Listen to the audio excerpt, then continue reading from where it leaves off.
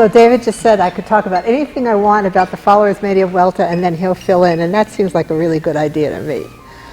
So I'm going to start with the hardest thing first, which is not the order in which he planned it.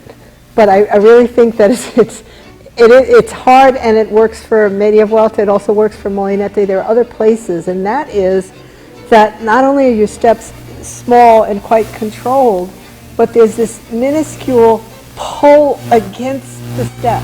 So you're moving in the step, but your body is kind of holding back, fighting against itself for this tiny moment. And that creates a dynamic that's very cool and lets the leader really control the togetherness of the step.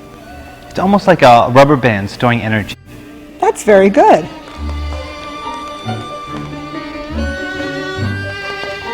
The only problem is that the only times I succeed in really showing this is when I do it with a follower and have the follower stand like in the leader's position, and then I show them what it feels like when I pull against them. So I don't know how we're going to do it for you. Well, I'll do it as the follower, and I'm going to exaggerate a lot. So you don't want to do this as I'm doing it, because I'm doing it way too big, but it'll be easy to see. Oh, that's cool. I want them to see it from the side. And so here, as she takes me side, I'm pulling back. Really pull back. Be ready. I see that. Pull.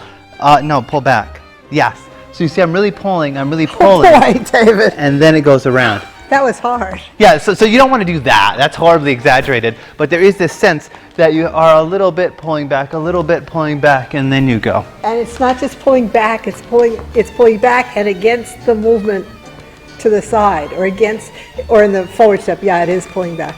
But on the side step, it's pulling back and then against the movement. You kind of resist for a moment and then you go. And it's a tiny moment. So you wanted to speak about the specificity of the steps? No. The next thing I'd like the followers to think about is the sense that as they pivot, they become like statues. Oh, cool. So this idea is you don't pivot. Just don't pivot. Stand there, he puts you in this position, you don't go. And then he'll go, both of you. And in his going both of you, that gives you the really cool chance to go through him. And so there really is this sense that if she pivots, so watch once, she doesn't pivot, she just stands there.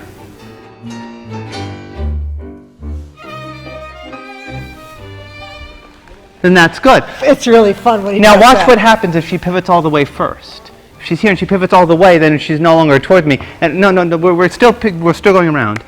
Right here, now we're pivoting around, but she's not facing me. So there's this sense that by staying behind the pivot, you can stay more with him as well. It really increases our togetherness, which is what it's all about. So you say.